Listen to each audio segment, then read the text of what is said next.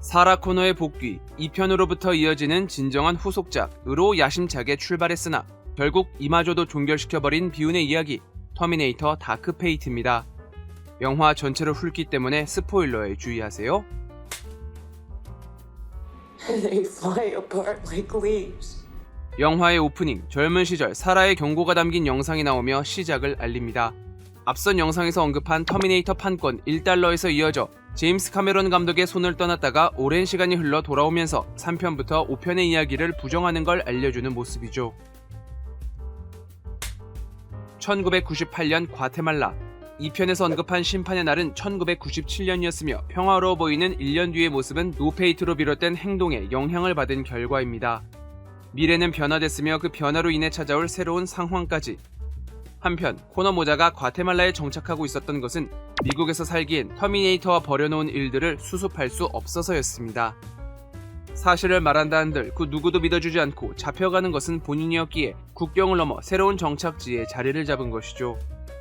또한 미래를 대비하기 위해 군사훈련을 받아 상대적으로 친숙했던 영향도 무시할 수 없었을 것입니다. Spent a lot of time in Nicaragua and places like that. 존 코너, 에드워드 폴롱의 등장입니다. 배우의 실제 나이가 이미 중년을 넘어섰기에 100% CG로 해당 장면을 구현했습니다. 2편의 모습을 기준에 두기 위해 영화의 모습을 토대로 작은 체형의 어린이 대역과 함께 현재의 에드워드 폴롱을 참고하여 완성한 것인데요. 이에 대한 내용을 마케팅 삼아 린다와 함께 에드워드도 터미네이터로 복귀한다는 사실이 언론에 밝혀져 많은 기대감을 가지게 했습니다. 비록 에드워드가 마약과 알코올 문제를 일으키며 커리어에 치명상을 입으면서 전과 같은 느낌을 주진 못했지만 팬들이 생각하는 존 코너를 완성시킬 수 있는 것도 그였으니까요.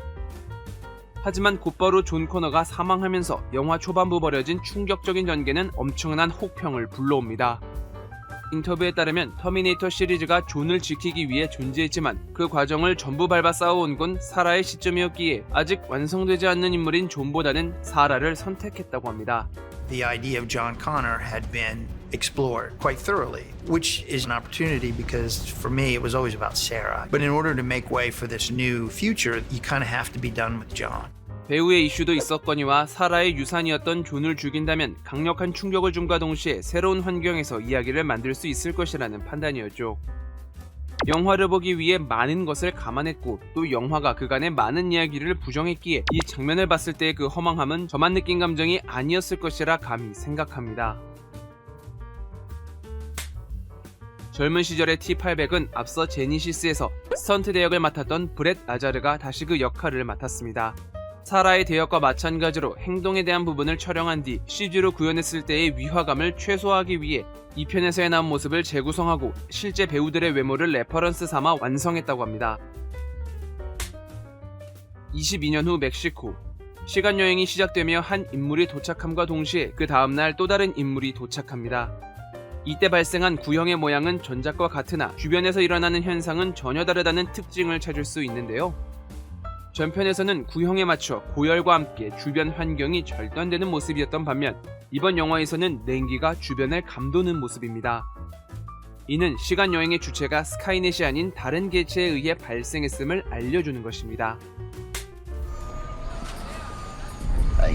다니엘라 라모스를 찾아온 아버지인 줄 알았으나 알고 보니 그녀를 암살하러 잠입한 레브나인. 그녀를 지키러 온 새로운 인물 그레이스는 총을 난사한 후 다니엘라에게 말합니다. Come with me or you're dead in the next 30 seconds. 이는 시리즈의 전통이었던 를 살짝 꼬은 것으로 설정은 비슷하지만 어디까지나 다른 이야기라는 것을 한 번 더 강조하기 위해서였다고 합니다. 터미네이터 하면 빠질 수 없는 차량 추격신. 이 장면을 구현하기 위해 차량 앞에 별도의 장치를 두었습니다. 변칙적인 차량의 움직임을 그대로 표현할 수 있으면서도 배우가 연기에만 몰입할 수 있도록. 물론 일반 차량과 다른 방식이었기에 운전하는 데 꽤나 어려웠다는 후문을 전했습니다. 레브나인은 기존의 터미네이터와 부각되는 차별점이 없습니다. 액체형 외피와 금속형 내골격을 가지고 분할돼 움직일 수 있다는 정도인데요. 유동적이지만 내구도가 현저히 떨어지는 액체형과 제약이 많지만 굉장한 내구도의 금속형이 서로의 단점을 상쇄하는 특징을 가집니다. 이를 위해 액체형 외피는 배우 가브리엘 루나가, 금속형 내골격은 그의 스턴트 배우가 마킹된 슈트를 입고 촬영했습니다. 레브나인을 거칠게 밀어내고 나타난 그녀, 그 이름 사라 코너.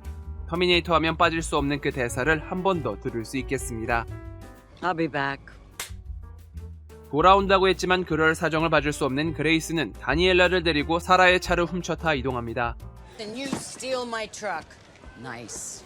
뒤이와 사라는 또 다른 차량을 타고 나타나는데 이는 삭제 장면에서 대화로 협조를 구해 습득한 남의 차량이라는 것을 알 수 있겠습니다. 과자 봉지로 휴대폰 관리를 하는 사라. The foil blocks the GPS signal, so they can't track me. 실제로 과자 봉지로 밀봉하면 이론상 일정 부분 신호를 차단할 수 있다고 합니다. You want to keep your phone in a bag of potato chips, then keep your phone in a bag of potato chips. 미국으로 들어가기 위해 미립국을 시도하는 다니엘라 일행. 그들은 다니엘라의 삼촌인 펠리페의 도움을 받아 강을 건너는데 이때 자연스럽게 일행과 떨어지며 퇴장하지만 자세히 보니 표정이 썩 좋지 않습니다. 삭제 장면에서는 이 이후 물로 떨어지며 사망하니 앞선 추격 장면에서 총에 맞았기 때문입니다. 본편에서 이 장면이 삭제되면서 해당 내용 역시 삭제된 것으로 보이네요. 사라에게 연락을 남긴 좌표와 그레이스의 문신으로 남긴 좌표가 일치한 곳을 찾아 도착한 텍사스의 어느 집. 그곳에는 다름 아닌 나이가 든 T-800이 기거하는 곳이었습니다. 존을 죽였던 T-800임을 알 수 있는 뺨의 흉터가 남아있는 모습. 그는 단란한 가정을 꾸려 기계의 흔적을 찾아볼 수 없었습니다. 왜냐, 존을 죽이라는 명령이 수행되자 그의 목적이 사라졌기 때문이었거든요. Caring for this family gave me purpose. Because without purpose, we are nothing. 이는 3편에서 임무를 수행하기 위한 터미네이터의 행동 강령으로 알 수 있는 내용이었습니다. If you were to die, I will become useless. There will be no reason for me to exist. 스카이넷의 임무를 완수한 T-800. 이젠 칼이라는 이름을 들고 있는 이 터미네이터가 자신의 존재 이유에 대한 물음을 하게 되었으며 그 결과로 인해 인간다워짐을 배우게 됐다는 것. When my mission was completed, there were no further orders. So for 20 years, I kept learning. 이를 보여주는 것은 그의 개인데요. 우리는 앞서 터미네이터를 식별하기 위해 개를 사용했다는 것을 알고 있습니다. 인간이 아님을 알아볼 수 있는 존재로서 레브나인이 다니엘라를 찾아올 때도 개소리를 들을 수 있거든요. 그러나 칼의 옆에 있는 개는 아주 평온해 보입니다. 개를 기르고 있는 주인이기 때문인 것도 있지만 그가 얼마나 인간다워졌는지를 직관적으로 보여주는 것입니다. 레브나인을 저지하기 위해 가지고 있던 무기를 보여주는 칼. 스카이넷은 사라졌기에 미래의 위험 역시 사라졌지만 인간의 욕심은 끝이 없어 언젠가 찾아올 혼란의 시기에서 가족을 지키고자 꾸려놨던 비밀 무기고였습니다. 그리고 또 다른 이유. This is Texas. 총기 허가가 자유로운 미국은 연방 국가로 이루어져 주마다 법이 다릅니다. 그중 텍사스는 총기 규제가 가장 느슨한 지역 중 하나로 현재는 허가증 없이 총기 소지가 가능한 법이 통과되어 있습니다. 다니엘라 일행에 합류하는 칼. 그는 사랑하는 가족을 남기고 떠날 수 있도록 준비를 마치면서 이 한마디를 전해줍니다. I won't be back. 그간 자신은 다시 돌아오겠다며 임무를 위해 나섰던 그 모든 순간이 이 한마디로 정리되는 말이었습니다. I won't be back. 그에 따라 집을 나서며 고민 끝에 선글라스를 쓰지 않는 모습을 볼 수 있는데요. 선글라스는 터미네이터가 임무를 수행하기 위해 사용했던 소품입니다. 자신의 실체를 가리고 오로지 하나의 목적만을 향해 가겠다는, 그에 따라 이 편에서도 선글라스를 착용했으며 이를 벗는 순간은 터미네이터가 아닌 인간에 가까워져 간다는 것을 이야기한 적이 있습니다. 시리즈가 계속되면서 이러한 설정은 터미네이터의 상징으로 남았습니다. 물론 그 의미까진 계승되진 않았지만 아무튼 칼이 집 밖을 나서기 전 선글라스 착용을 거부하면서 이는 온전히 임무가 아닌 자신의 선택으로 정한 일이며 존을 죽임으로써 알게 된 양심으로 인해 그들을 위해 행동하겠다는 의지를 보여주는 것입니다. And now, I'm going to help you protect the girl. 일행을 쫓아온 레브나인에 맞서 칼은 연거리 사격을 실시합니다. 이는 2편에서 T-1000에게 실시했던 사격과 유사한 그림을 연상하게 만드네요.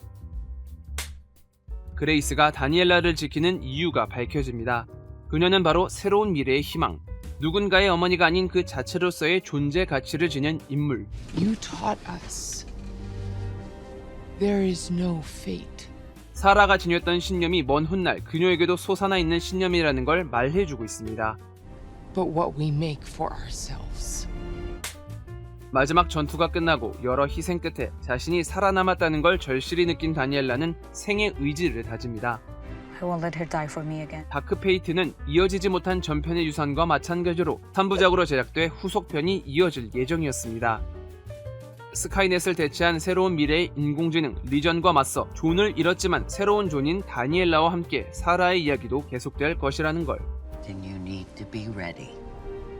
그러나 존 코너를 포기할 만큼 새롭게 등장한 인물들의 매력이 받쳐주지 않으면서 그렇다고 전혀 새로운 플롯도 아니었기에 지금과 같은 박한 평가가 내려지지 않았나 생각해봅니다. 참 이렇게도 애증 섞인 시리즈가 어디 있을까 싶네요. 제가 준비한 영상은 여기까지입니다. 좋아요와 구독 버튼 눌러주시면 영상을 만드는데 큰 힘을 받을 수 있습니다. 그럼 저는 다음 영화 시리즈로 다시 찾아뵙겠습니다. 감사합니다.